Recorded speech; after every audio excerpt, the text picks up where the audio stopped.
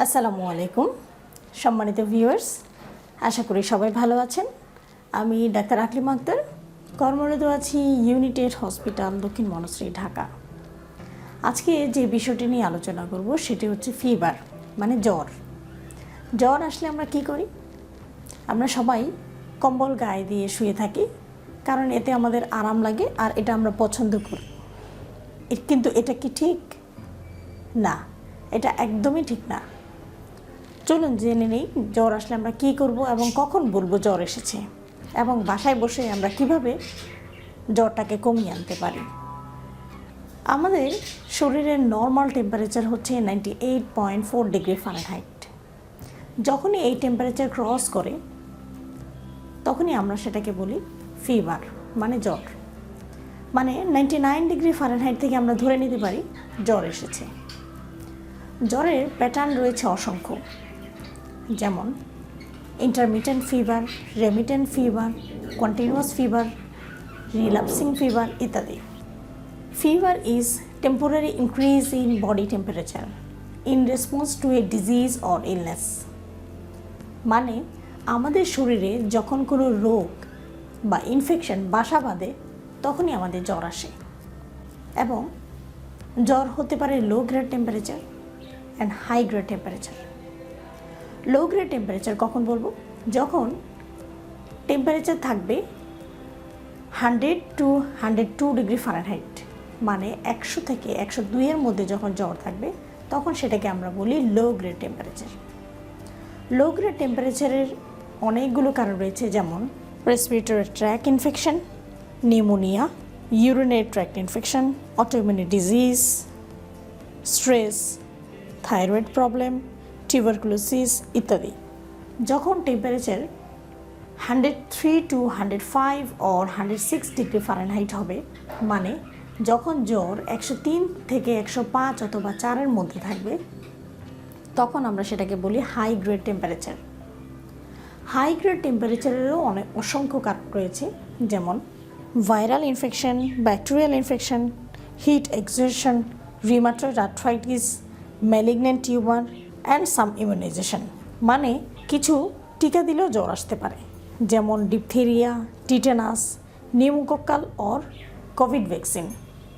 জ্বর আসলে আমরা বাসায় বসে কি কি করতে পারি এবং কি কি করা উচিত, চলুন জেনে নিই।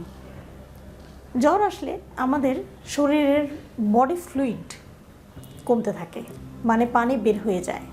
তখনই দেখা দেয় ডিহাইড্রেশন বা পানি শূন্যতা। সেই জন্য প্রথমেই যে জিনিসটা করতে হবে সেটা হচ্ছে পানি এবং পানি জাতীয় খাবার খাওয়ার পরিমাণটা বাড়িয়ে দিতে হবে। জ্বর আসলে কোনোভাবেই কম্বল গায়ে দিয়ে শুয়ে থাকা যাবে না, বরং কম্বল সরিয়ে ফ্যানের নিচে শুয়ে থাকার চেষ্টা করতে হবে। আরও যে জিনিসটা করতে হবে সেটা হচ্ছে জ্বর আসলে সারা শরীর স্পঞ্জ করতে হবে ঠান্ডা পানি দিয়ে, অথবা গোসল করে নিতে হবে। যদি ঠান্ডা পানি দিয়ে গোসল করা বা স্পঞ্জিং করা না যায়, তাহলে সেই ক্ষেত্রে কুসুম গরম পানি ব্যবহার করা যেতে পারে। বডি স্পঞ্জিং মানে কি? বডি স্পঞ্জিং মানে ঠান্ডা পানি বা কুসুম গরম পানি দিয়ে গা মুছে দেওয়া, এটাকে বলে বডি স্পঞ্জিং। তো জ্বর আসলে এই জিনিসটি ম্যান্ডেটরি, মানে করতেই হবে। একজন প্রাপ্তবয়স্ক ব্যক্তি প্যারাসিটামল 500 মিলিগ্রাম করে ট্যাবলেট প্রতিদিন সকালে 2টা, দুপুরে 2টা এবং রাতে 2টা এভাবে করে খেতে পারবে, যদি টেম্পারেচার 100 থেকে 101 ডিগ্রি ফারেনহাইট থাকে। মানে 100 থেকে 101 মধ্যে যদি জ্বর থাকে, তাহলে সেই ক্ষেত্রে একজন প্রাপ্তবয়স্ক ব্যক্তি প্যারাসিটামল 500 মিলিগ্রাম ট্যাবলেট সকালে 2টা, দুপুরে 2টা, রাতে 2টা করে খেতে পারবে, যদি তার টেম্পারেচার থাকে।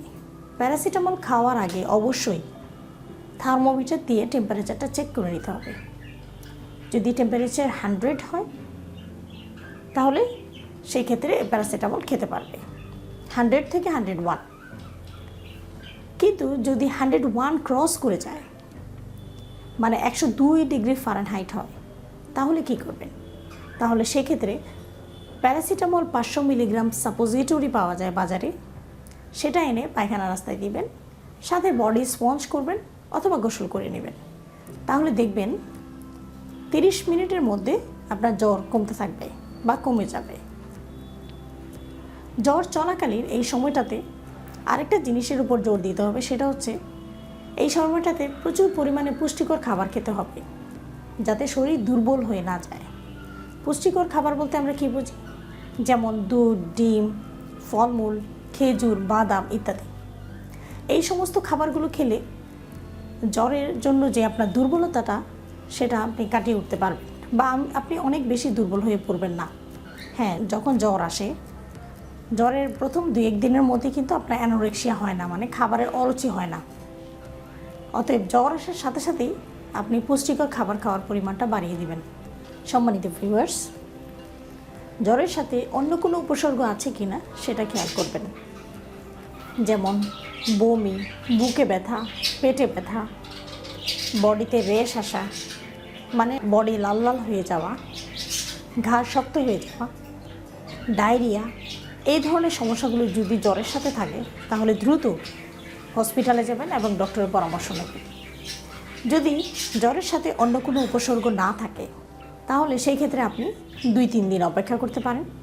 কিন্তু যদি 3 দিন পার হয়ে যায় তাহলে অবশ্যই আপনাকে ডক্টরের পরামর্শ নিতে হবে, ইনভেস্টিগেশন করতে হবে, মানে পরীক্ষা নিরীক্ষা করতে হবে এবং ডায়াগনোসিস করতে হবে যে কেন জ্বর এলো। ধন্যবাদ সবাইকে।